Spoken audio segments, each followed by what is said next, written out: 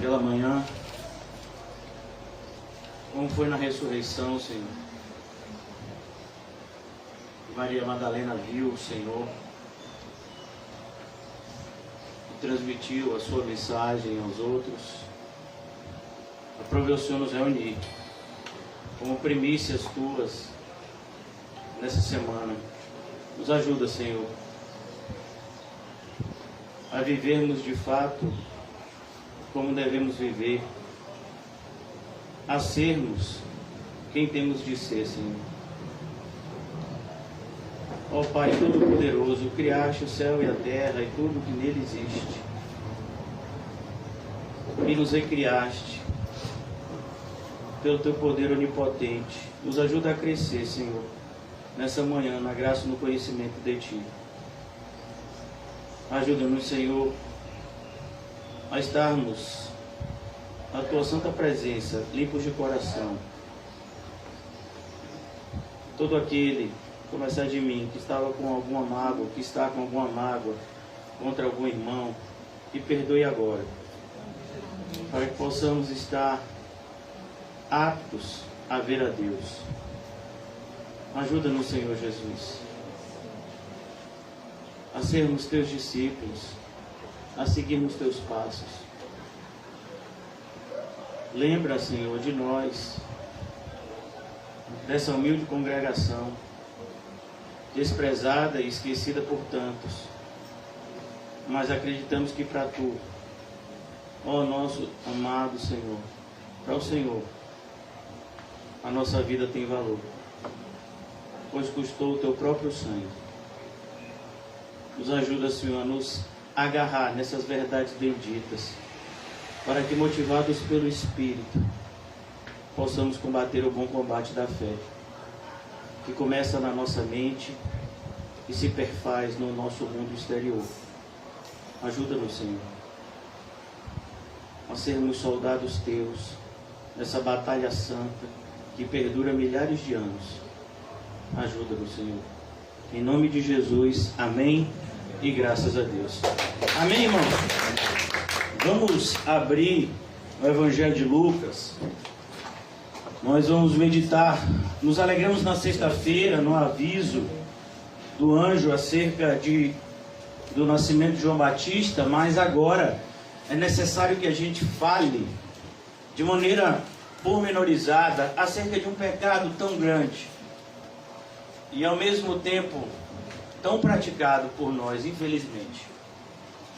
É um pecado que entristece o coração de Deus e que suscita a sua ira, mesmo sobre nós que somos povo dele, e mais ainda sobre nós que somos o povo dele, que é o pecado da incredulidade. Às vezes a nossa boca anuncia uma fé que o nosso coração e a nossa mente não possuem. E esse é o pecado da incredulidade, é o que nós vamos ver aqui a partir do versículo 18 do capítulo 1 de Lucas, a resposta de Zacarias diante de uma mensagem tão sublime do anjo. Há 400 anos Deus falava com o seu povo dessa maneira. Então Deus envia um anjo, e olha que coisa interessante. O mesmo anjo que havia visitado o povo quando o povo estava no cativeiro babilônico. Isso mesmo. O anjo Gabriel é o mesmo anjo que trouxe a mensagem para Daniel, quando Daniel estava orando ainda no cativeiro babilônico, anunciando coisas que iriam acontecer e que de fato aconteceram. Já na época de Zacarias, as coisas tinham acontecido. E muitas vezes, irmãos, nós não nos apercebemos disso. Nós achamos que a nossa incredulidade faz parte da fraqueza da nossa carne. Não, irmãos. A nossa incredulidade é um pecado gravíssimo que nós temos que lutar. Todos os dias nós somos tentados.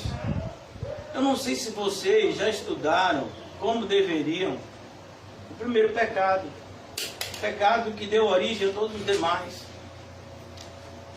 Se você prestar atenção no diálogo entre a serpente e Eva, o que é que ela estava querendo produzir em Eva?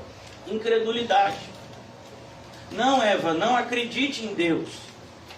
Acredite em mim, a serpente. E todos os dias, milhares de cristãos têm feito essas escolhas. Alguns de nós fizeram essas escolhas hoje. Acreditar no diabo e não acreditar nas promessas benditas de Deus.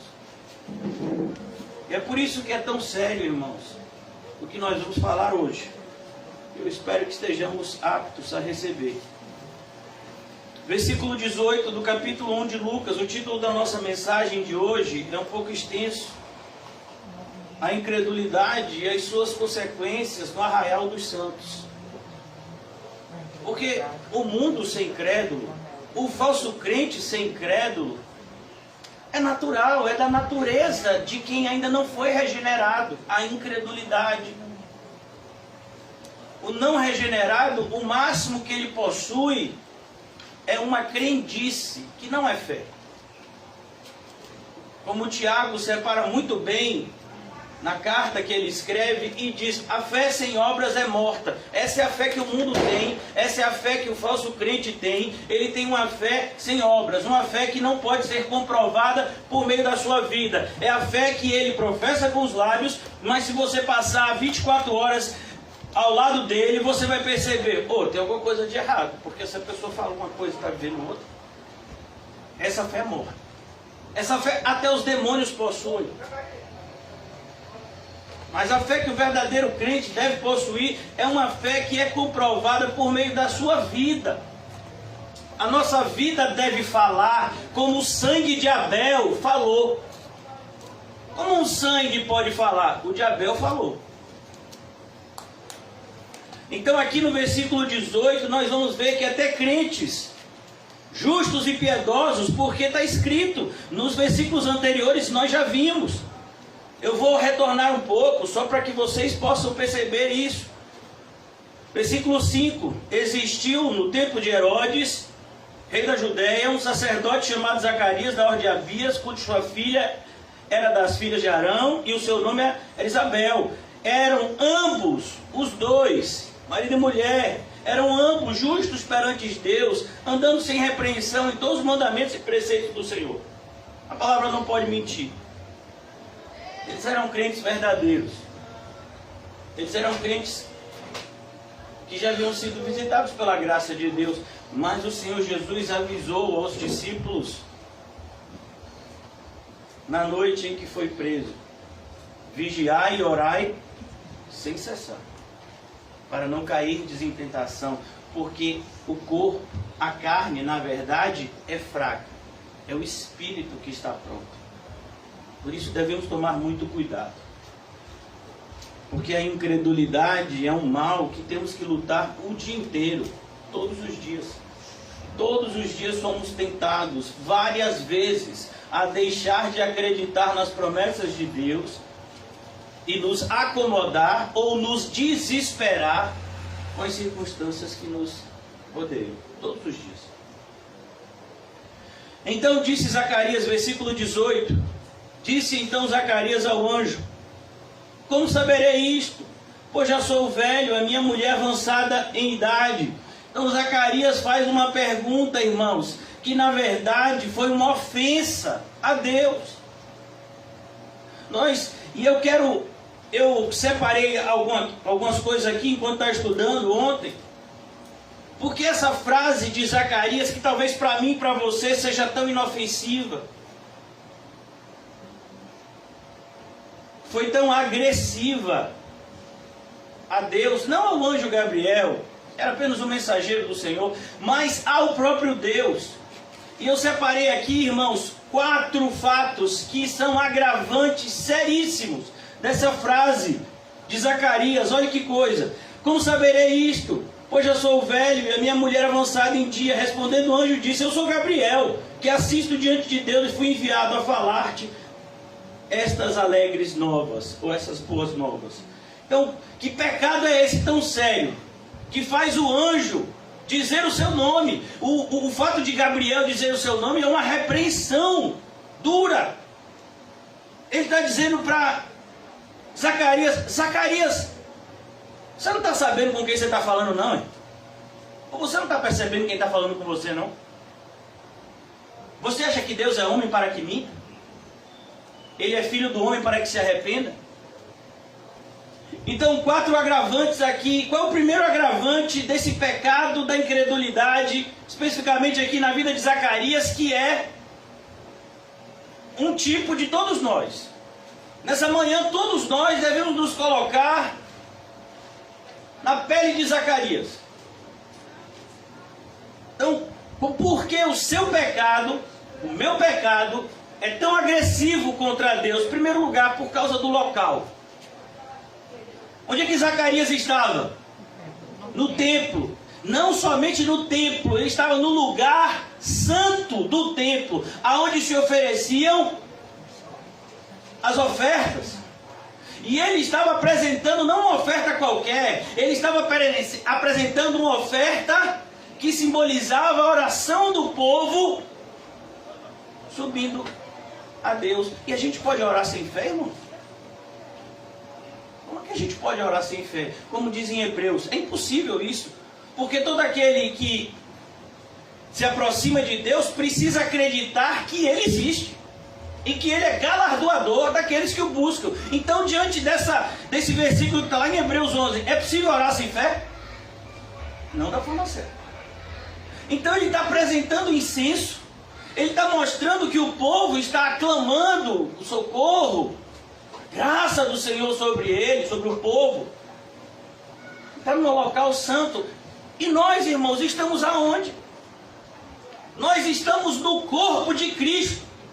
Nós estamos inseridos em Deus. Você já imaginou isso? Quando a mente de Paulo imaginava essas coisas, a única coisa que ele conseguiu dizer foi: Cristo em nós, a esperança da glória. Inexplicável como Deus pode habitar em seres tão fracos, frágeis como nós. Mas isso é fé. Deus disse que habita em nós. Nós somos templo dele. Muito mais santo que o templo que Zacarias estava apresentando o incenso, somos nós aqui hoje, nessa manhã. Muito mais. O sangue de Jesus já foi aspergido sobre a cabeça de cada um de nós. Por isso que a nossa incredulidade é tão ofensiva a Deus. Por conta do local em que nós estamos. Vejamos o que Paulo vai dizer em Colossenses. Quando você se converteu, o que foi que aconteceu? Um transporte. Fomos transportados do reino das trevas para o reino da luz. Não, pastor, mas eu moro na mesma casa ainda. Mas isso aconteceu no mundo espiritual. Você foi tirado. E a palavra igreja traz justamente a confirmação desse significado. Vem de duas palavrinhas, ek e eclésia, que significa trazidos para fora. Fomos retirados do mundo que está para ser destruído pela ira de Deus e colocados agora à parte, ao lado de Cristo. Por isso que a nossa incredulidade é tão ofensiva. Ainda bem que eu não sou incrédulo. É mesmo. É mesmo. Toda vez que você ouve notícia do Covid, qual é a sua reação? Quando você tira o saldo bancário e está lá negativo, qual é a sua reação? Quando alguém da sua família fica doente, qual é a sua reação? Qual é a sua reação diante dos problemas? É isso que vai dizer se você tem fé ou não. Se te mostrares fraco no dia da tua angústia, a tua força será pequena. Então a incredulidade é isso, irmãos. É algo que nos afeta todos os dias. É algo que faz a gente enxergar o mundo da maneira certa ou da maneira errada. Enxergar o mundo da maneira certa é enxergar o mundo pelos olhos da fé. Pois o crente vive por fé e não por vista.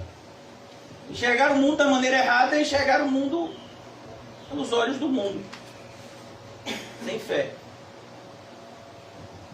Cuidado.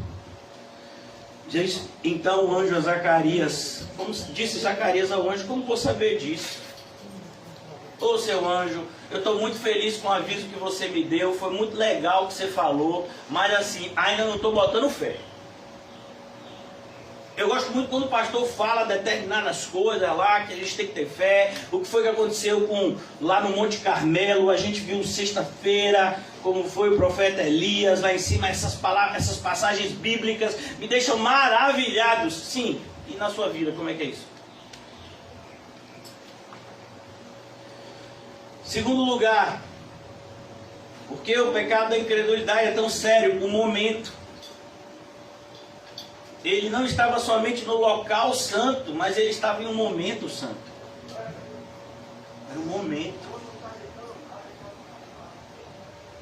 Vou ler aqui de novo. Versículo de número 8. E aconteceu que, exercendo ele o sacerdócio diante de Deus na sua turma, ele estava exercendo a sua função cristã. Na sua turma, segundo o costume, coube-lhe a sorte por entrar no templo do Senhor e oferecer incenso. Olha o momento em que Deus separou ele para uma missão. Ele não creu. Somos nós. Deus tem nos dado uma missão. Ide por todo o mundo e pregai o evangelho a toda criatura. Todo aquele que crer e for batizado será salvo. Quem não quer já está condenado. Eu vou estar com vocês até a consumação dos séculos. Eu estarei com vocês. Eu tenho todo o poder no céu e na terra. Eu estou com vocês. Você crê mesmo nisso? Se você crê nisso, por que você evangeliza tão pouco? Por que você se doa tão pouco para a sua igreja, para a sua congregação local? Por quê? Você não acredita nisso? Você não acredita que o nosso propósito aqui é cumprir essa missão que Deus nos deixou? Porque se fosse para a gente ir para o céu, a gente já podia estar lá, não é graça? Não fomos eleitos? Não temos certeza da nossa justificação diante de Deus? Não é por obras que a gente vai entrar no céu, irmão? Então, se de fato o Espírito testifica com o nosso Espírito, somos filhos de Deus, a gente não tem nada para fazer aqui para merecer o céu, não. Mas é muito melhor. A gente faz aqui para demonstrar o agradecimento dessa imerecida graça que nos chamou para o paraíso. É onde nós vamos morar. O paraíso. Precisa mais motivação do que isso? Então, o momento que a gente está vivendo é um momento em que nós precisamos ser luz. O mundo tem vivido dessas trevas. No seu trabalho, no seu bairro, na sua família, na sua casa. Satanás tem ganhado espaço por conta, muitas vezes, da nossa omissão. Foi o incrédulo que disse essa frase, mas essa frase tem verdade. Ele disse o seguinte: o que mais assusta não é o silêncio, não é o grito dos maus, é o silêncio dos bons. Essa frase não está correta porque não tem bom. Bom só tem um, que é Deus. Mas eu poderia pegar essa frase e dizer o seguinte: o que mais assusta não é o grito dos incrédulos propagando as suas heresias, mentiras, blasfêmias, mas o que mais me assusta é o silêncio dos que se dizem verdadeiros cristãos. A gente vê as coisas erradas e diz: eu não vou falar nada porque sabe que o humano vai ficar mal. Eu aqui não quero virar um segundo pastor de Zan que fica falando mal de todos os pastores, só prestar ele. Eu aqui não quero virar daquele jeito. Se o camarada de lá gosta de jogar futebol, gosta de torcer pro Flamengo, deixa ele lá. Não tem nada a ver com isso. Se a mulher dele tem 12 cachorros e vive fazendo propaganda de política no mesmo lugar que divulga mensagens evangélicas, eu não tenho nada a ver com isso. Eu quero ser amigo dela. Não tem nada a ver com isso. Eu não tenho nada a ver com um determinado pastor da Assembleia de Deus que é associado com Silas Malafaia e que vive fazendo um monte de coisa errada. Eu não tenho nada a ver com isso. Você não tem nada a ver com isso? Pois eu tenho. Não me envolvo com essas pessoas. Por isso, não me mande mensagem bíblica, não me mande mensagens de pastores que não vivem a verdade. Não me mande. A guerra está acontecendo. Você enxergando ou não. O momento é sério. O momento que Zacarias estava se apresentando no templo era sério não somente por causa da oração, mas por conta da sede do povo de ouvir uma palavra de Deus. Havia 400 anos. Não se levantava profeta em Israel. 400 anos se ouviu uma mensagem direta de Deus. E o anjo diz: esse momento acabou. Agora Deus separou um profeta que vai falar ao seu povo. Esse era o momento, mas ele não creu. O Senhor disse que essa igrejinha insignificante aqui tem todo o poder para cumprir a missão que Ele mandou. A gente acredita? Será que a gente acredita? Eu vejo irmãos tão preocupados com o trabalho, com isso, com aquilo. E Deus? Aonde na sua vida? A pessoa... Zacarias, irmãos, era um sacerdote. Pelo amor de Deus. Você sabe que era ser um sacerdote daquela época? Zacarias tinha que conhecer o Antigo Testamento todinho, de trás para frente, de frente para trás.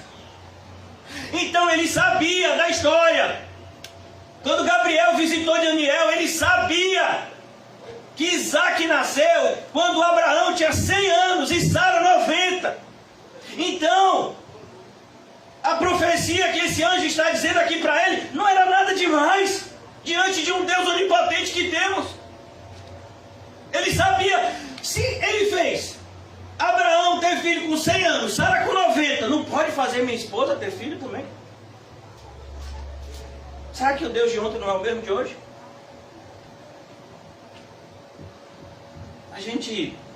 Eu não gosto muito desse termo, né? Mas existe uma série de escritos, existe até um livro chamado, né?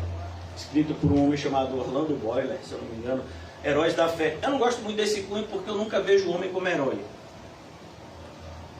Nós somos sempre vasos de barros que podemos ser usados grandiosamente pelo Deus Todo-Poderoso.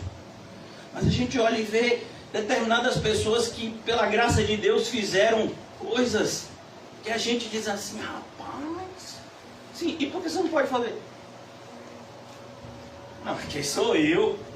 Você sabia que as pessoas que fizeram isso pensavam a mesma coisa? Quem sou eu?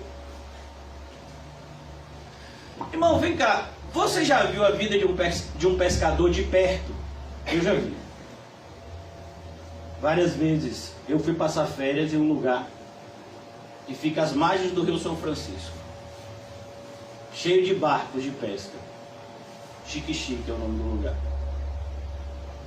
Você já viu como é a vida de um pescador? Estou nem falando desses pescadores aqui de mar aberto, de pescador de rio, que Pedro era pescador de um lago.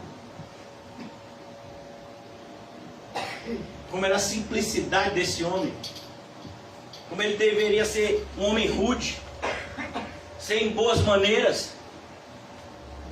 Mas não foi ele que pregou o primeiro sermão da igreja, onde 3.000 pessoas se converteram? Qual a diferença de Pedro para nós? Vocês, mulheres, será que vocês são piores do que Maria Madalena era antes da conversão? Porque de Maria Madalena, Jesus teve que expulsar 7 demônios. 7 demônios. O Evangelho deixa bem claro, olha, aquela que Jesus expulsou 7 demônios, foi a que viu Jesus na ressurreição. Foi a que teve tanto desejo de honrar a Jesus, mesmo depois dele ter morrido, que foi para o túmulo de Jesus, mesmo sem saber se iria conseguir colocar os aromas no corpo de Jesus, pois a pedra que tampava o templo era muito grande, mas ela foi mesmo assim. Então, não tem diferença entre homem e mulher. Não, é a mesma fé que tem que nos mover, irmão. Onde está essa fé? Onde está? Uma fé que às vezes o patrão diz, olha, domingo eu vou querer que você trabalhe. Cadê você para dizer, domingo eu não vou não, eu vou para a igreja. Se for de tarde eu até vou, porque o culto é agora de manhã. Mas eu não vou ficar deixando toda hora de ir para o culto não, que história é essa? Não, rapaz, mas domingo é bom porque tem um negócio, né, o salário é maior. Você tem aqueles acréscimos. Se você disser não para o seu chefe, vai querer ficar bravo com você, e aí quando tiver uma lista de demissão, você vem junto. Todos vocês conhecem a história de Eric Liddell, medalhista olímpico, o homem mais rápido do mundo na sua época, os 100 metros rasos. Ninguém chegava nem perto dele. Mas a corrida dos 100 metros, por ser a corrida mais importante da Olimpíada, até hoje é. Porque a pessoa que vence essa corrida recebe o título de quê? O homem mais rápido do mundo, como aquele Usain Bolt. A corrida era domingo. E aí, para desespero da confederação lá da Inglaterra, olímpica, Eric Liddell disse, como é domingo? Ah, então bote outro no meu lugar, porque eu não vou correr não. Mas Eric Liddell, você é uma medalha certa pra gente. Domingo é dia da minha igreja. Você já imaginou isso? Pra gente isso parece fanatismo, né? Porque no mundo, onde os crentes são incrédulos, ser cristão de verdade é fanatismo. Colocar Deus em primeiro lugar nos nossos dias é fanatismo. Fanático. Você viu ali? Fanático. Ele poderia não ter ganhado a medalha, eu acho que foi nos 200 ou nos 400 metros que ele ganhou a medalha, porque a corrida foi na terça-feira, num dia que ele poderia correr, segundo a sua fé, que deveria ser a nossa fé. Deus glorificou dizendo, tá vendo, meu filho? E perguntaram, Eric, como você vai correr uma corrida que você não está preparado? Você está preparado para correr os 100. Aí ele diz, olha, os 100 eu vou correr como eu estou preparado. O restante, Deus me leva. E para a glória de Deus, ele ganhou. Ele podia não ter ganho, mas ele ganhou. Medalha olímpica. E ele disse exatamente essa frase que eu estou lhe dizendo. Os primeiros 100 metros eu vou correr como eu estou treinado. Mas depois, meu filho, Deus me leva. E aí vai ser o que Deus quiser, se eu ganhar, se eu perder, é Deus que sabe. Meu Deus. Meu Deus. Por isso que a gente olha, a gente vê um mundo repleto de pessoas assim. Nós somos estudantes da Bíblia, irmãos. Fazemos estudos bíblicos até para as nossas crianças, é o nosso dever prepará-las. Estudamos a Bíblia exaustivamente. Todos os nossos encontros são encontros onde nós estudamos passagens bíblicas e temos feito isso de maneira sistemática. Já estudamos só do ano passado para cá, Atos, João, Marcos, versículo por versículo. Não está faltando conhecimento intelectual. Está faltando é vontade de fazer o que a gente viu que tem que fazer. Alguém tem dúvida, por exemplo, de que todo aquele que tentar salvar a sua vida irá perdê-la? Há dúvida nisso? A gente já leu em vários evangelhos isso. Mas e na hora prática? E na hora da prática? Como é isso? A pessoa que somos, irmãos, nós somos luz. Nós deveríamos ser sal. E há um alerta muito sério em relação a isso. Você deve ser sal, mas se o sal perder o sabor, para nada mais aproveita, a não ser para ser lançado fora. Aí você assim, e essa parábola, o que significa? Irmão, existe outra parábola que deixa isso muito claro. Mateus 22, Jesus manda chamar todo mundo para as bodas do filho, e tem um convidado que está sem as vestes nupciais. Ele disse, minha cara, você entrou assim por quê? Por que você escolheu desonrar o meu filho se vestindo de qualquer forma na festa dele? Eu te convidei, eu te honrei, e você não vai me honrar. amarra as mãos e os pés e lança nas trevas exteriores. Porque muitos são chamados, poucos são os escolhidos. Basta dizer que é evangélico, irmãos. Não basta recitar versículos bíblicos, princípios hermenêuticos corretos. Não basta isso. Você tem que viver. Não basta saber a respeito do caminho. Você tem que percorrer o caminho. Percorrer o caminho. Um caminho difícil, um caminho duro, um caminho que vai... Nós vamos ter muitas decepções, muitas dessas conosco. Mas é um caminho que temos que percorrer. Jesus é muito claro quando ele diz: entrai pela porta estreita e ande pelo caminho apertado. Ande. Às vezes a gente tem uma impressão de que a fé cristã é uma fé somente negativa, no sentido de que fazíamos coisas erradas e aí paramos de fazer. Sim, essa é uma parte. O copo não pode ficar vazio. A gente já viu o que acontece com a casa vazia. O que é que acontece com a casa vazia? Voltam mais 7 demônios. Então não pode estar vazio o copo. Deixou de fazer o que é errado? Está limpo, adornado? Agora tem que estar cheio do Espírito Santo. Para que quando o diabo bata na porta da sua casa, o Espírito Santo é que atenda. Não, já está habitada. Então nós somos, pelo menos deveríamos ser pessoas diferentes. E essa nossa diferença deve ser externalizada, tanto no modo como a gente fala, como na vida que a gente vive. Meu Deus! Quando vamos aprender que glorifica a Deus, a gente perder coisas para Ele, para a glória dele. Glorifica a Deus quando sofremos por amor a Cristo. Está escrito isso em Filipenses, com todas as letras, nos deu a graça não somente de crer, mas de sofrer por amor a Ele. Mas hoje em dia o sofrimento ninguém quer.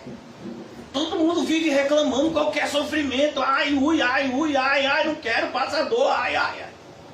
Ah, minha vida é tão difícil sua vida. Estou vendo ninguém aqui preso, ninguém... Teve alguém aqui que foi violentado essa semana por causa da fé? Alguém espancado? Alguém açoitado? Alguém lançado no cárcere? Não? Ninguém? Então não entendi. Alguém aqui ficou 2, 3 dias sem comer porque em casa não tinha comida?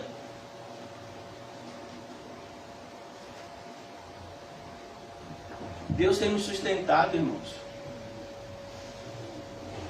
Mas é como está escrito no livro de Isaías: eu plantei uma vinha, mas nasceu uvas bravas, uvas imprestáveis, uvas que não podem ser usadas para o seu fim, que é fazer o suco de uva. Quarto lugar, porque o pecado da incredulidade é tão agravante por conta do mensageiro. O mensageiro aqui, ele se revela. Ele não precisava. Quantas vezes a gente vê anjos aparecendo? Você sabe o nome dos anjos que apareceram lá na ressurreição de Jesus? Os anjos que apareceram quando Jesus subiu aos céus, que apareceram e disseram para os discípulos, para os apóstolos lá: ó, vão lá fazer o que ele falou, porque da mesma forma que ele subiu, ele vai descer. Você sabe o nome desses anjos? Tantos anjos aparecem na Bíblia cumprindo propósitos que Deus mandou, mas não tem o nome deles. 2 apenas aparecem pelo nome: Miguel, que é um arcanjo, ou seja, é um superintendente dos anjos, e Gabriel. Ele diz aqui: eu sou Gabriel. E aqui é para dar um choque. Um choque. Em Zacarias. Zacarias, você que estudou tanto o Antigo Testamento, Zacarias, eu sou Gabriel. Eu estive na presença de Daniel e ele creu. Agora eu estou na sua presença e você não acredita em mim. Será que eu não mereço crédito? É como nós muitas vezes temos ministros que nos pregam a palavra de Deus, mas a gente se opõe, não ao ministro, mas à palavra que ele está sendo pregada. Como um pastor disse certa feita: olha, se o que eu estou falando aqui é errado, não me ouça. Não decrédito ao que eu estou falando. Agora, se o que eu estou falando aqui é bíblico, é bom a gente ficar alerta. Porque essas verdades vão se cumprir. Você quer ver uma verdade que vai se cumprir, que vai assustar muitos? O morno eu vomitarei. Isso é uma verdade. Quando a gente prega isso, um monte de gente se ofende.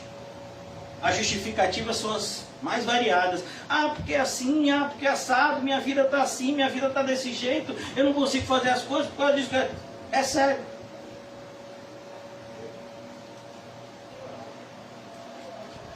Então cuidado, irmãos. Cuidado. A nossa incredulidade não tem justificativa. E eu gostaria de convidar vocês a abrirem uma passagem em 1 de Coríntios. O apóstolo Paulo nos avisa sobre o perigo da incredulidade. Imagine, ele escreveu isso para a igreja de Coríntios. 1 de Coríntios, capítulo 10. Olha como a incredulidade é perigosa. E o apóstolo Paulo vai usar justamente o exemplo dos israelitas que ficaram 40 anos no deserto.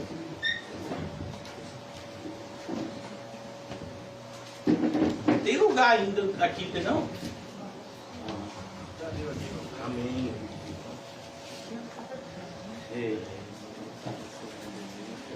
Versículo 10. 1 Coríntios 10, versículo 1. Ora, irmãos, não quero que ignoreis que nossos pais estiveram todos debaixo da nuvem. Nossos pais aqui é uma expressão hebraica que significa nossos antepassados. Estiveram todos debaixo da nuvem. Que nuvem é essa? A presença de Deus. Deus é que guiou o povo no deserto por meio dessa nuvem. Que durante o dia era uma nuvem e durante a noite se transformava numa cortina de fogo e guiava o povo. Quando a nuvem se movia, o povo se movia. Quando a nuvem parava, o povo parava e montava acampamento. Isso aconteceu durante 40 anos. Você imaginou, você vê isso todo dia, a mesma nuvem se transformando em cortina de fogo. Só que o grande problema, irmãos, é que se a gente não tomar cuidado, o sobrenatural se torna algo ordinário para a gente. Tem gente que lê a Bíblia por determinadas passagens, não, aqui é tranquilo. Tranquilo. Tem alguma palavra da Bíblia que é tranquilo? Ora, irmãos, eu não quero que ignoreis o que nossos pais estiveram todos debaixo da nuvem, todos passaram pelo mar, todos passaram, atravessaram o mar. A referência é justamente a que você está pensando. Quando o Senhor abriu o mar para que o seu povo passasse e fechou o mesmo mar, matando os soldados de Faraó. E todos foram batizados em Moisés, na nuvem e no mar, prefigurando essa aliança que Deus fez. A mesma coisa, Paulo quer dizer, quando você se batizou, você fez uma aliança com Cristo. E uma aliança pressupõe um acordo entre duas partes, aonde existem direitos e deveres das duas partes. Mas parece que na nossa parte só tem direitos. A gente não tem dever nenhum para com Deus. Todos comeram no mesmo manjar espiritual. Você já imaginou, irmãos? Não tinha como eles plantarem, colher. Não tinha. Então eles comiam uma comida que literalmente caía do céu. Já imaginou isso? 40 anos. A comida caía do céu. E eles se alimentavam. E beberam todos de uma mesma bebida espiritual, porque bebiam da pedra espiritual que os seguia. A pedra era Cristo. Por 2 vezes, eles se desesperaram com a falta de água. No deserto, isso pode ser diferencial entre a vida e a morte. Uma fonte de água. E o Senhor fez jorrar da pedra água. 2 vezes. Mas Deus não se agradou da maior parte deles. É aqui que fica feio. Ou seja, Deus está lá, está fazendo tudo o que Ele prometeu que faria. E o povo está fazendo tudo o que disse que não faria. Tudo que o povo disse, não, a gente não vai fazer, a gente vai seguir a Deus, a gente vai seguir os preceitos de Deus, a gente vai se dedicar às coisas de Deus. Não, tudo que eles se comprometeram, eles se esqueceram rapidamente. Versículo 5, Deus não se agradou da maior parte deles. Deus não se agradou da maior parte. Deus não tem se agradado da maior parte da igreja. A maior parte da igreja hoje é joio, palha. Pessoas que falam que creem em Cristo, mas não tem nenhum compromisso com Ele.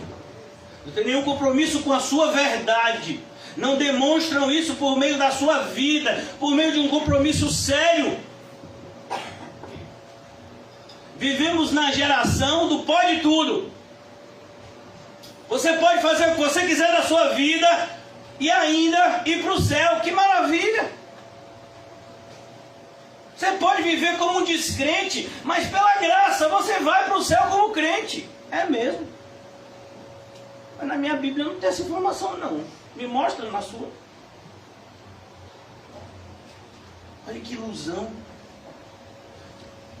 Por isso que Paulo começa essa passagem dizendo: irmãos, eu não quero que vocês ignorem. Eu não quero que vocês desconheçam o modo de agir de Deus. Deus age assim. E Ele sempre vai agir dessa forma, honrando os que honram a Ele e desprezando os que desprezam a Ele. Não vai mudar essa verdade. Não vai. E beberam todos de uma mesma bebida, versículo 5, mas Deus não se agradou da maior parte deles, pelo que foram prostrados no deserto. Morreram, Deus matou eles no deserto. Eles estavam indo para a terra prometida, mas eles não tinham fé para isso. Não tinham fé. Olha, irmãos, eu fico triste como pastor. 90% de todo o aconselhamento que eu dou são para pessoas que não têm a mínima noção do que é ser cristão. Não tem a mínima noção.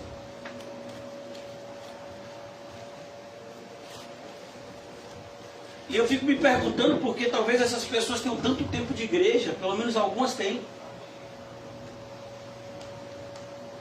E não querem viver como cristão. Uma pessoa me procurou algumas semanas atrás, dizendo que estava com problema, e a minha resposta foi: se apegue ao Senhor, coloque Ele como prioridade da sua vida. A pessoa nunca mais veio para a igreja. Não é uma coisa que aconteceu há vários anos, não, recentemente. A irmã Gisele me passou uma lista aqui, eu ia até ler os nomes, mas não vou fazer isso para não gerar constrangimento. Mas grande parte dos nomes que estão aqui não estão aqui. O que foi que aconteceu? Tem gente que está com o nome aqui, não está. Como é? Como é que é isso? Não sei como é. A gente estava vindo para cá, eu e minha filha Maria, e a gente passou de frente a uma dessas igrejas heréticas grandes, né, a catedral delas. E tava pessoas entrando e várias pessoas saindo. E ela me perguntou: meu pai, por que está assim tanta gente? Eu falei: porque nessas igrejas, minha filha, são 5 cultos só de manhã.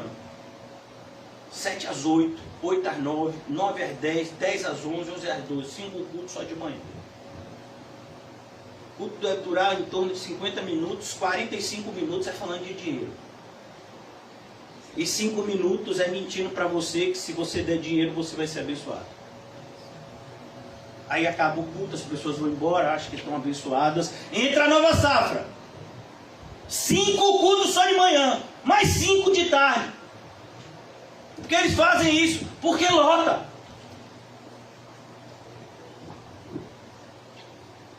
E aqui você vê aqui: mas Deus não se agradou da maior parte deles, pelo que foram prostrados no deserto. E estas coisas foram-nos feitas em figura. Paulo diz tudo o que aconteceu. Tem gente que acha que o Antigo Testamento é desnecessário. Você vai ver que tem um grupo chamado Gideões, né? Missionários, que distribui um negocinho desse tamanho assim, que é o Novo Testamento mais Provérbios e Salmos. Eu estou errado? É isso mesmo, né? Novo Testamento mais Provérbios e Salmos. Por quê? Porque o Antigo Testamento presta não, muito complicado. Não, meu filho, presta sim. Você não conhece o Antigo Testamento. Tanto que Lucas vai mostrar para a gente, esse evangelho que a gente está estudando, a conexão entre Adão e nós. A genealogia que a gente vê em Mateus é de Abraão até Jesus, mas a genealogia de Lucas é de Jesus até o primeiro homem, Adão. Mostrando como todos nós estamos conectados. Então ele diz aqui, não, versículo 6, e estas coisas foram feitas em figura, para que não cobicemos as coisas más. Irmãos, sabe por quê? 100%, eu vou ser muito radical agora, 100% dos irmãos se esfriam na fé por causa do mundanismo. O mundo atrai. Puxa. Esse povo estava no deserto, e lá naquele deserto viviam várias tribos.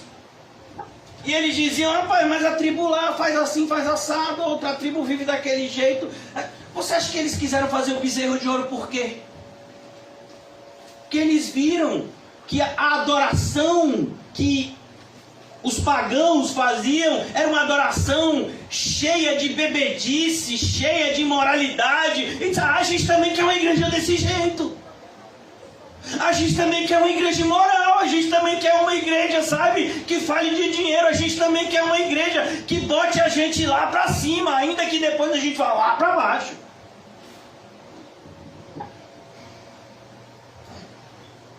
É isso que Paulo está dizendo aqui, cuidado, essas coisas foram feitas como figura, como exemplo para nós, crentes, para que não cobicemos as coisas más. As coisas más, mas é o que todo mundo que está na igreja hoje cobiça. As coisas más. Ele vai dizer aqui, como eles cobiçaram. Versículo 7, não vos façais, pois, idólatras. Irmãos, a incredulidade é a raiz de toda a idolatria. Porque eu não posso viver sem um Deus. Então, se eu não acredito no único e verdadeiro Deus, eu vou criar o meu Deus segundo as minhas concupiscências e desejos. Você pode ter, como está escrito em Filipenses 3, um Deus que é o seu próprio ventre. Você pode ter um Deus, como está lá em Êxodo, se eu não me engano, que é um bezerro de ouro. Todo mundo tem um Deus, até o ateu tem um Deus. Um Deus que não existe. Porque o ateu diz que Deus não existe? Porque para o ateu, ele é o seu próprio Deus. Todo mundo tem que ter um Deus. Fomos criados com o nosso DNA apontando para essa verdade. Existe um Deus. Mas também tem no nosso DNA o pecado. Aí a gente não quer acreditar no único e verdadeiro Deus. A gente inventa qualquer outro Deus para tentar nos amoldar, para tentar, fazer com que o espiritual se amolde ao carnal, quando na verdade tinha que ser o contrário. A nossa carne tem que ser subjugada pelo Espírito.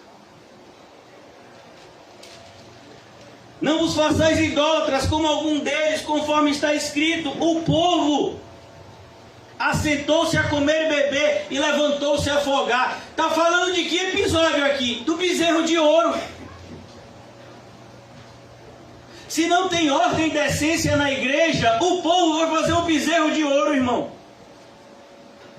Pode ter certeza. Já vi isso em várias igrejas. Que eu tive a oportunidade de visitar. Tive a oportunidade algumas vezes até de ministrar. Mas o povo não queria o Deus das Escrituras. O povo queria um bezerro de ouro. Que simboliza o bezerro de ouro? Um Deus que eu possa manipular segundo o meu bel prazer. Eu quero manipular Deus. Eu quero usar a Deus para atingir os meus objetivos. Eu quero ser rico. Eu quero ter uma família feliz, bem estruturada. Eu quero, viajar para determinados lugares. Eu quero escrever um livro. Eu quero fazer uma faculdade. Eu quero fazer isso. Então eu quero um Deus que me bote. Eu quero um Deus que seja uma mola propulsora para eu atingir os meus objetivos. É hoje. É o evangelho de hoje. É um Deus que te ajuda a atingir os seus objetivos. O evangelho verdadeiro é, sabe os seus objetivos? Morreram. Agora você é um instrumento para cumprir o objetivo de Deus. O povo não entendeu assim. O povo assentou-se a comer e beber e levantou-se a folgar. E olha que coisa interessante, o povo assentou-se. Assentou-se. Quando na verdade o Senhor Jesus disse, fique em pé e ande. E a gente quer o quê? Já cheguei na igreja, já sou crente, agora eu vou me acomodar. Acomodar. É agora que você tem que trabalhar mais. E levantou-se a folgar. Eu vou tirar férias de crente.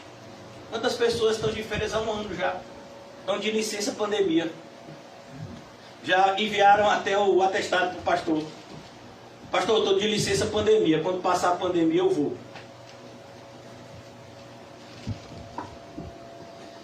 Irmãos, é sério. É triste. Quando você repreende e exorta em amor, você é odiado. Quando você engana em mente, você é amado. O mundo funciona assim. E este não, versículo de número 8. E não nos prostituamos, como alguns deles fizeram e caíram a um dia 23 mil. Olha que coisa.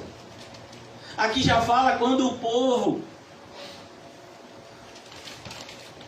começou a se relacionar com os ímpios. Não, meu filho, se você é santo, que comunhão tem luz e trevas? O episódio aqui, salvo engano, de Balaão, que chega lá para o rei que contratou ele, Balaque, e diz, Balaque, não dá para amaldiçoar quem Deus abençoou. Agora, eles podem sofrer a ira de Deus se eles desobedecerem a Deus. Então o que a gente vai fazer? A gente vai dar um empurrãozinho para eles desobedecerem a Deus. Pega as mulheres mais bonitas e bota para seduzir o povo deles. Esse episódio, por conta disso, morreram 23 mil pessoas. Você acha que Satanás não sabe qual é o seu ponto fraco? Nem o meu. Você acha isso? Você acha que um ser que conseguiu enganar anjos para se rebelarem contra Deus, não vai conseguir enganar a mim e a você para a gente se rebelar contra Deus? Você acha mesmo que Satanás não tem sagacidade suficiente? Por isso que eu vejo na igreja, às vezes, Satanás colocando irmão contra irmão. Quem está fazendo isso? O diabo. Meu irmão fez isso, a pessoa fez isso e isso, pastor, o que eu faço? Perdoa e ora. E é assim, é? E é como?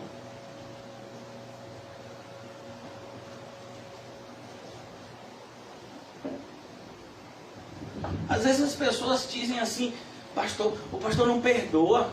Eu perdoo todo mundo, meu filho. Ai de mim se não perdoar. Agora tem uma diferença muito grande entre perdoar e ficar neutro em relação ao erro. Eu não fico não. Perdoo. Mas se você continuar no pecado, eu vou continuar te repreendendo. Isso é amor. Não, pastor, mas assim, se você continuar repreendendo, aí a pessoa vai se afastar. Aí já não é comigo, irmão. O Senhor não me disse para juntar pessoas, o Senhor me disse para pregar o Evangelho. Que ajunta as pessoas é Ele. Não está escrito assim em Atos? E ajuntava o Senhor todos aqueles que iam sendo salvos. Não sou eu, não, meu papel. Manter todo mundo juntinho. Não.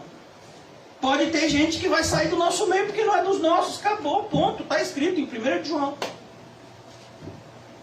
O que a gente não pode abrir mão é da verdade. A verdade das Escrituras. E não nos prostituamos. Não se venda, irmãos. Não se venda por conta de um casamento, por conta de um emprego. Não se venda. Não coloque a sua alma nos classificados de Satanás. Está lá. Satanás, vendo a minha alma por um casamento e um emprego e uma vida sem enfermidades. Aí Satanás vai lá no classificados e pega, quer dizer que é você, então venha.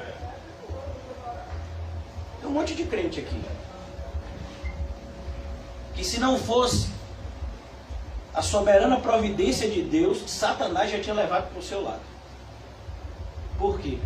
Porque daria o que você quer. E você abandonaria Deus na mesma hora.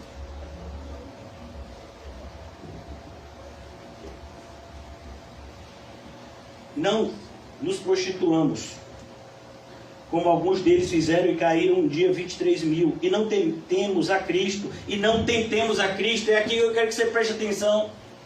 Foi isso que Zacarias fez. E por isso o anjo.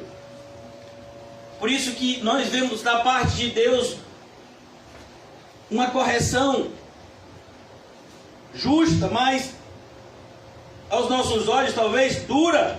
Olha, você vai ficar mudo. Já que você não consegue crer a ponto de falar as verdades de Deus, então é melhor você não falar nada. E a palavra lá no original, que eu estive estudando, significa mudo e surdo.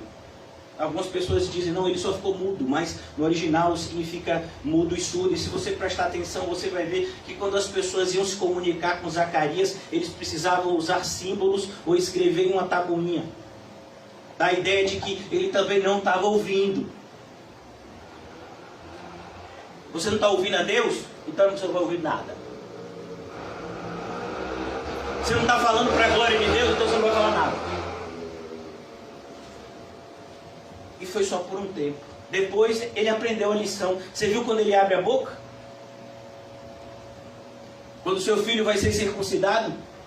Que aí ele aprendeu. 9 meses calado, meu filho. Ele aprendeu. E só glorificou a Deus. Haja glória.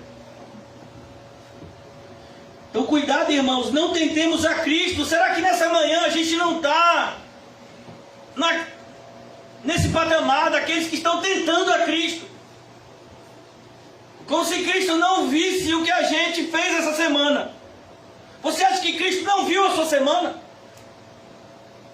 Você acha que Cristo não viu os seus pensamentos? Você acha que Cristo não sabe o que está se passando no seu coração? Você acha que Ele não sabe? Você pode se fingir diante das pessoas, irmãos, mas diante de Cristo, nós estamos todos desnudados. Não tentemos a Cristo como alguns deles também tentaram e pereceram pelas serpentes, se lembram? E aqui a serpente é muito importante, porque a serpente ela vem como correção de Deus para um povo insatisfeito. E eu vou parar aqui por causa do horário. A insatisfação já é um filho da incredulidade. Como se a incredulidade fosse uma raiz e ela tem vários ramos. A insatisfação é um deles. Eu não creio em Deus, por isso eu não estou satisfeito com Ele, porque se eu cresce, eu estava satisfeito. Paulo, quer que eu lhe prove? Paulo está numa prisão. Paulo apanhava. Paulo não estava se alimentando direito, sujo. Escreve uma carta quando tem oportunidade e diz: eu sei em quem eu tenho crido, Ele é poderoso para guardar o meu depósito até aquele grande dia. Como assim? Você tinha tudo para reclamar, Paulo. Pelo menos uma reclamadazinha. Não. Meu depósito está lá. Aqui não. Então a gente tem que visualizar isso. Versículo 10, e não murmureis. Meu Deus. Irmãos, de cada 10 pessoas que eu converso na igreja, 9 é murmuração. O pastor não queria me queixar pro senhor não, mas essa semana...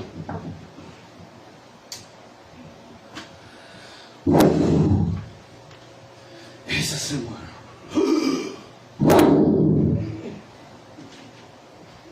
Eu já sei, não me queixo mais com o pastor. Tu é doido. Meu filho, se você murmura, o seu problema não é comigo, o seu problema é com Deus. Você vira para o seu colega de trabalho incrédulo e diz: rapaz, esse chefe não presta mesmo, né? Oh, Senhor Jesus. Mas você não é o crente que tem que se submeter àqueles que Deus deu autoridade, não é você que é o crente. Rapaz, esse chefe vai fazer greve. Oh, Deus. Isso é o crente falando, viu? Murmurando. Que nada, essa comida. Todo dia. Não, essa comida. Eu não como essa comida. Se vier de novo, essa mesma comida, eu não vou comer não. Eu não vou jogar fora para não destruir, mas eu dou para outro, que eu não vou comer. É mesmo? Ah, mas esse cônjuge... Eu vou tirar até o óculos. O pastor está falando isso porque não é o marido dele nem a esposa dele. Por isso que ele está falando isso. Porque se ele soubesse o que eu passo...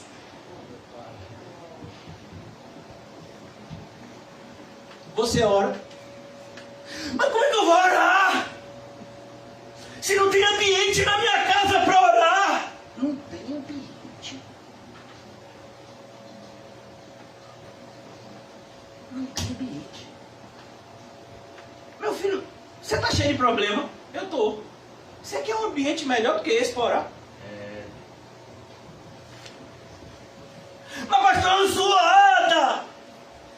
E desde quando você precisa de silêncio para orar? Você precisa de Cristo, meu irmão.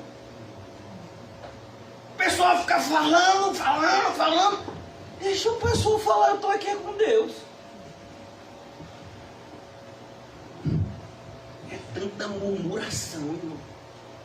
É tanta murmuração. Murmuração é pecado. Olha o que ele diz: não murmureis. Como também alguns deles murmuraram e pereceram pelo destruidor. Deus destrói os murmuradores porque estão envergonhando o nome dele. Eu vou parar por aqui, irmão. Porque senão daqui a pouco alguns vão murmurar da pregação.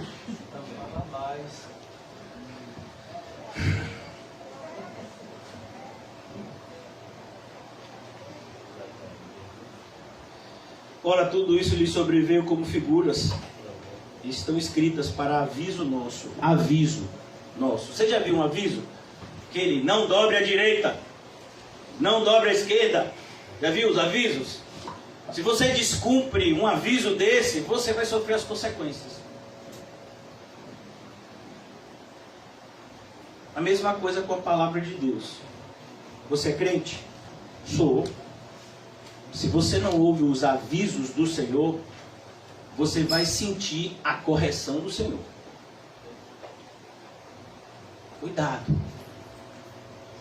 Zacarias foi corrigido pelo Senhor, não deu nem tempo da gente entrar nessa correção. Se Deus permitir, amanhã a gente continua lá em Cosme de Farias. Mas irmãos, a gente precisa acordar. Não é o número de pessoas. É a nossa disposição de viver uma vida que agrade a Deus, mesmo que não agrade a nós. É isso que vai fazer toda a diferença, irmão. Não adianta a gente viver cheio de lamúria, cheio de rancor, de mágoa, com inveja dos ímpios. Meu Deus, a ponto de chegar a esse nível. Fulano que está bem. Quem? O que está vivendo todo em pecado?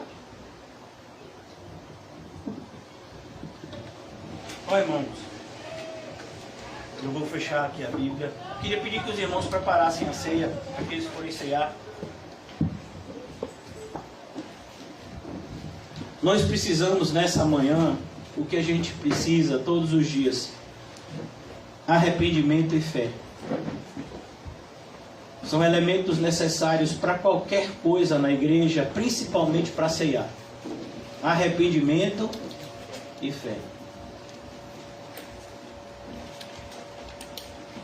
Nesse ano de 2021,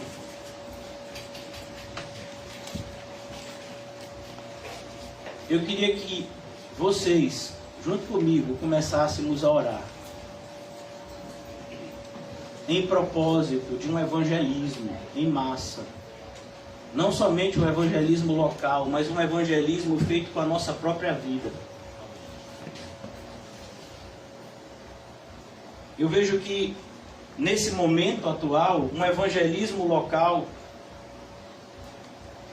seria algo contrário ao que o próprio Deus tem nos mostrado. Porque nós precisamos começar a evangelizar onde estamos, para depois sermos enviados. Nós precisamos primeiro... Obrigado, irmão. Nós precisamos primeiro ser luz, para depois a gente poder iluminar. Não precisa mais não, meu filho. Obrigado. E eu queria que você se avaliasse na manhã de hoje. O que está faltando na sua vida para você ser um crente de verdade? Esse é um momento para você pedir a Deus: ô Deus, faz em mim a transformação que eu preciso.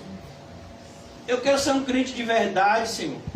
Eu quero fazer a diferença na minha casa, na minha rua, no meu trabalho, na minha cidade, no meu país, no meu planeta, no planeta que o Senhor nos plantou, o planeta que o Senhor criou para que nós habitássemos nele. Senhor, eu quero fazer a diferença.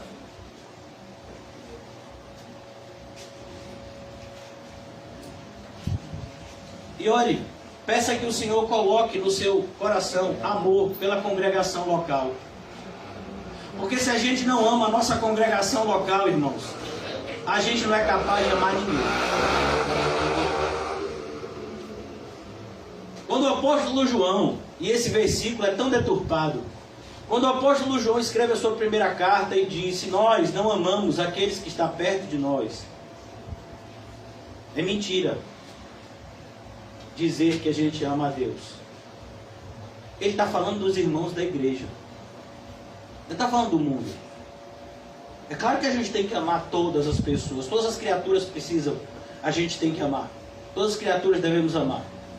Mas ali, especificamente, o apóstolo João está falando em relação ao seu irmão de igreja.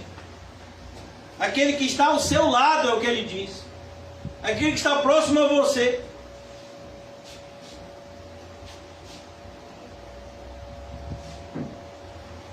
Irmãos, que o nosso tempo seja usado sabiamente. E o Senhor nos ajude a fazer escolhas sábias durante essa semana. E o Senhor nos conceda a fé para que não venhamos retroceder diante dos obstáculos que vamos encontrar ao tentarmos executar os desígnios do Senhor. Toda vez que você tentar fazer a vontade de Deus, você vai encontrar obstáculos, irmão. Por isso, faça um compromisso com Deus, não é comigo não. Faça um compromisso hoje de ser crente. Faça um compromisso de que você não vai viver a vida que você tem vivido, mas você vai viver a partir de hoje a vida extraordinária que o Senhor te deu a viver. E se tem um versículo que resume a nossa situação, é um versículo que está escrito em Jeremias. Uma mensagem que é dita para Jeremias e que é dita para todos nós, inclusive para mim, na manhã de hoje. Se nós estamos cansando, correndo com homens, Como vamos correr contra os cavalos? Se a gente se cansa em meio a problemas menores, como nós vamos combater o bom combate da fé, que fomos chamados a travar? Almas estão indo para o inferno todos os dias, e a gente não está fazendo nada.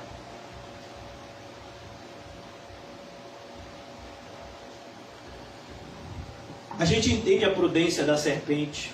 Eu estava vindo para cá e eu vi uma fila enorme, de alguns quilômetros de carro, para tomar vacina. Pessoas que talvez acordaram 4, 5 da manhã, pegaram a fila. Posto de vacinação, se eu não me engano, abre 8 ou 9. Mas tem gente que chega 4, 3 da manhã. Porque acha importante tomar a vacina. E você não acha importante ser crente? E você não acha importante cultuar a Deus na sua casa? E você não acha importante ofertar generosamente? Você não acha importante isso? Você não acha importante dar primazia às coisas de Deus? Dar primazia à sua vida espiritual? Os ímpios têm vivido como ímpios. Mas e os crentes? Como temos vivido? Que o Senhor nos ajude a termos uma resposta sincera diante dessa pergunta tão importante. Comamos e bebamos para a glória de Deus.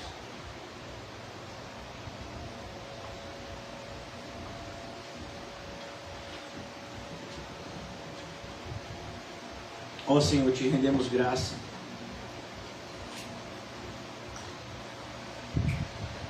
Pois a ministração de hoje deixa bem claro que o Senhor não desistiu de nós, mas nos tem enviado mensagens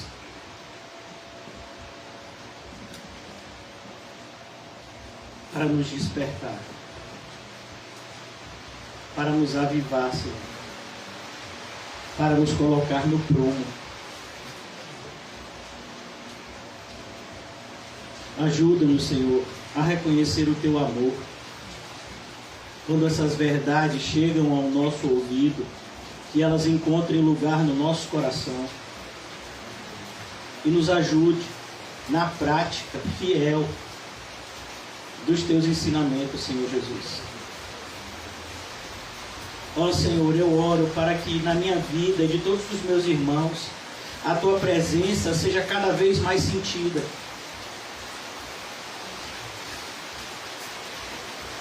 Que cada vez mais venhamos buscar a presença do Deus Santo, que santifica pecadores. Eu oro, Senhor, por esse bairro do Alto das Pombas, onde nós estamos plantados. Pelas vidas, Senhor, que estão sendo ceifadas. Pelas vidas que estão em trevas nesse momento, Senhor. Eu oro para que a Tua luz possa alcançar essas pessoas, Senhor. Ajuda, Senhor, a fazermos a diferença nesse bairro que o Senhor nos plantou, até que o Senhor nos envie, aonde aprouver o Senhor nos enviar. E possamos, Senhor, viver como uma comunidade de regenerados, de pessoas que foram transportados das trevas para a luz, de pessoas que vivem não mais segundo os costumes de Belial, mas segundo os costumes de Cristo, de pessoas que têm o Senhor Jesus como Senhor e não seu próprio ventre. Ajuda-nos, Senhor Jesus, a vivermos de tal forma que o Senhor se agrade em nosso caminhar. E que o nosso caminhar, Senhor, seja sempre seguindo as Tuas pisaduras, Senhor. Pois é por meio delas que somos sarados. Ó Senhor Jesus, abre os nossos olhos espirituais nessa manhã E nos ajuda a ver que sem Ti não temos nada. Sem Ti, qualquer tipo de dádiva é maldição. Mas contigo, até o sofrimento é bênção. Ajuda-nos a entender, Senhor, essa verdade bendita. Que nós já fomos abençoados com toda sorte de bênçãos espirituais nas regiões celestes. De maneira que não nos falta nada. E mais ainda, temos um bom pastor. Que não nos permite que nada nos falte, que nos conduz a pastos verdejantes, que nos leva a águas de refrigério, e que ainda que passemos por momentos difíceis, de sombra, de morte, Ele estará conosco. O seu cajado e a sua vara serão o nosso consolo, e viveremos para sempre ao lado dele. Aqueles que com Ele caminharam aqui na terra. Ó Senhor Jesus, nos ajuda a sermos peregrinos, a sermos, Senhor, Teus discípulos, em espírito e em verdade, Senhor. E sigamos o Teu discipulado diário. Não nos deixa, Senhor, sermos atraídos e seduzidos pelas coisas do mundo, mas que cada vez mais, uma vez que já ressuscitamos com Cristo, busquemos as coisas que são do alto. Que isso seja a cada dia confirmado nas nossas vidas. Buscamos as coisas que são do alto. Abençoa-nos, Senhor. Eu oro nessa manhã pela vida de Dylan, Deus, que teve febre essa noite. Abençoa a vida dele, Senhor. O Senhor que operou inúmeros milagres na vida dele enquanto ele estava internado. Continua, Senhor, a guardar a saúde dele, mas acima de tudo, que o Senhor possa conceder a ele também uma vida espiritual. Que o pai e a mãe dele sejam crentes verdadeiros e ajudem ele a crescer num lar cristão. Abençoa a vida da irmã Osana, Senhor.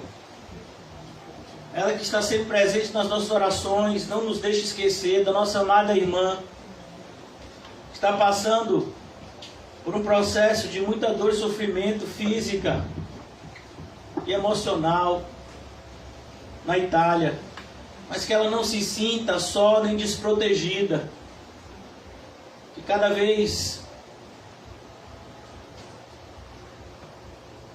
que o inimigo tentar ela, querendo de alguma forma convencê-la que ela não é amada, que o Senhor possa abraçá-la e demonstrar todo o seu amor. Ajuda-nos como igreja, Senhor, a viver como igreja. Eu oro pelo ministério feminino, Senhor, que se reuniu ontem.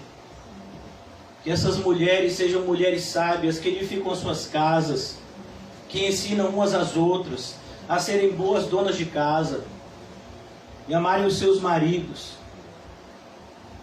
instruírem os seus filhos no caminho do Senhor. Eu oro, Senhor, por todos os ministérios que já existem na nossa congregação, mas que ainda não foram manifestados. Que o Senhor possa fazer crescer no coração de cada um dos teus servos o desejo de te servir. Não estou aqui, Senhor, como gerente, não é essa, Senhor, a minha função. Eu sou um servo como todos os demais. Ajuda-nos, Senhor, a te servir da maneira correta, a começar de mim, Senhor. Dai-nos o privilégio, Senhor, de sermos uma igreja bíblica, para que cada vez mais a Tua presença seja sentida nos nossos encontros, que haja avivamento em cada um deles, e que nós venhamos a ser cheios do Santo Espírito, todas as vezes que nos reunirmos em Teu nome, Senhor Jesus. Que cada vez mais, Senhor, deixemos para trás as coisas más e abracemos o bom caminho, Senhor. Dai-nos esse privilégio de viver uma vida que agrada a Deus. Em nome de Jesus, amém e graças a Deus. Amém, irmão?